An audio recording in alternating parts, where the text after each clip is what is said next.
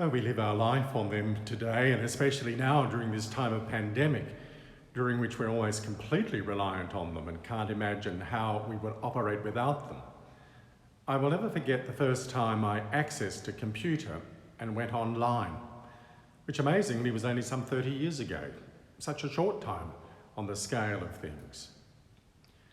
I remember the sense of awe as my laptop hooked into the computers of institutions around the world for the first time. Suddenly, I was part of the communication revolution, and with it, the information revolution. Whatever of our ambivalence about this revolution in the past, through this current period of disconnection, it has been what has enabled us to stay connected in many different ways.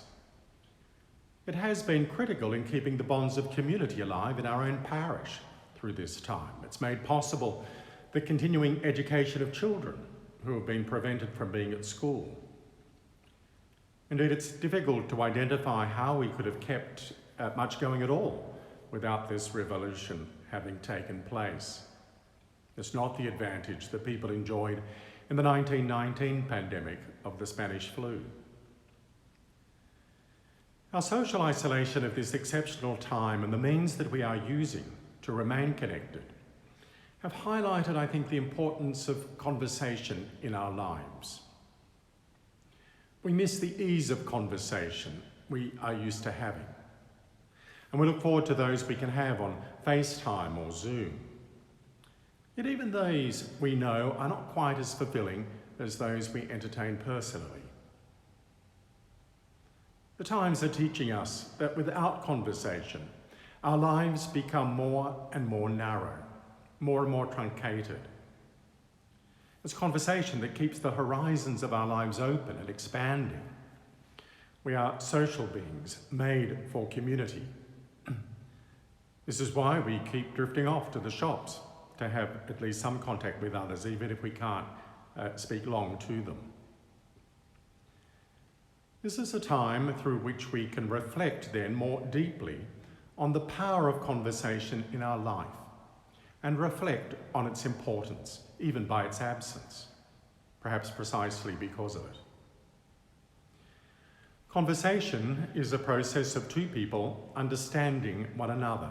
In a good conversation, each opens themselves to the other, truly accept the other's point of view as worthy of consideration, and gets inside the other in order to understand them better. Good conversations are events which happen. They take on their own turns, reaching their own conclusions. In a good conversation, there is an openness, a readiness to explore, to ask questions. The qualities of clear thinking, humility, trust, confidence, and friendship, prudence. Those qualities identified once by the late Paul VI. The partners in the conversation are then far less its leaders than those who are being led. A good conversation has its own spirit, and over time it reveals meaning within its own very dynamic. As I mentioned, conversation ultimately works toward the widening of horizons. This is precisely how the Canadian Jesuit philosopher Bernard Lonergan described conversion. We shouldn't be surprised at the similarity of the two words. Conversation leads to conversion. How is this so? I think because conversation is an unnerving place. In conversation, I risk my present self-understanding by facing the claims to attention of the other with whom I am conversing. And change is inevitable, either radically or at least in the acknowledgement that the once merely different is now genuinely a possibility for me, as the writer David Tracy suggests. Good conversation always leads me to conversion at some level or other. How interesting that the great spiritual writer of the 20th century, Thomas Merton, entitled his own last journal, A Vow of Conversation. It was a pun on the monastic vow of conversion of manners, one of the 3 Benedictine vows. He especially was someone who enjoyed such a wide circle of conversation in his life and in his spiritual quest.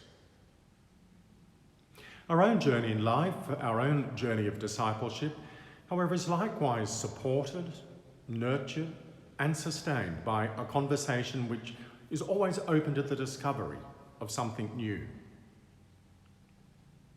This power of conversation is brought through in the Gospel of this Sunday, which is one of the primary accounts of the resurrection. The disciples meet a stranger in the context of their confusion, their struggle to understand, their questions about what their encounter with Jesus had been all about. In other words, in their readiness to enter a conversation, they allow the questions of their heart to rise to the surface, and they are prepared to actively question who Jesus might be, what his life may have meant. And it's here that Jesus meets them.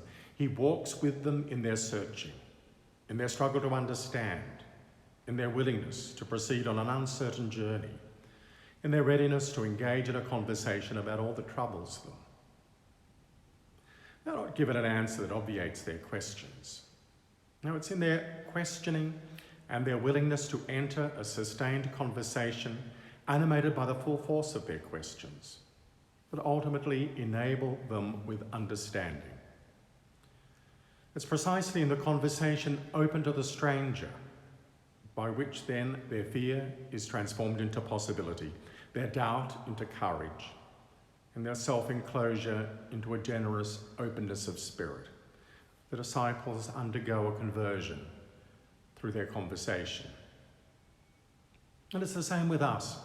We know that Christ is risen, that Christ lives with us now, here. But truly to encounter him, we, like the disciples on the road to Emmaus, need to be prepared to go on a journey full of questioning, to be prepared to be confused, whilst maintaining faithfulness to the search to understand in this remarkable spirit of conversation. We stumble along, we grope for the answers in the half-light, not quite knowing, but gradually over time, we begin to perceive the great gift that we've been given in the proclamation that Christ is risen. The story of this Sunday not only brings home to us the power of conversation, it also highlights how genuine conversation always develops into hospitality. The two are integrally linked. Conversation is born out of the hospitable heart, and conversation leads further into hospitality. To be people of conversation, to be people of hospitality, to be open to what is closed, to enlarge what is tight and narrow, to establish communication between persons in such a manner that the life of Christ can flow and circulate. It's in the breaking of bread, together with a stranger with whom they have been conversing, that the disciples finally recognize Jesus for who he is. This is such a beautiful depiction of the Eucharistic mystery. The one who becomes most blessed then is not the stranger who arrives, but the one who receives them.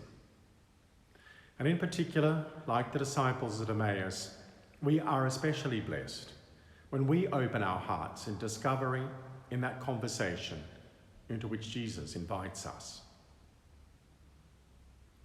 Happy then the person who has learned to enter the hospitality of such a conversation, for the future will be theirs. Their hearts will burn with fire.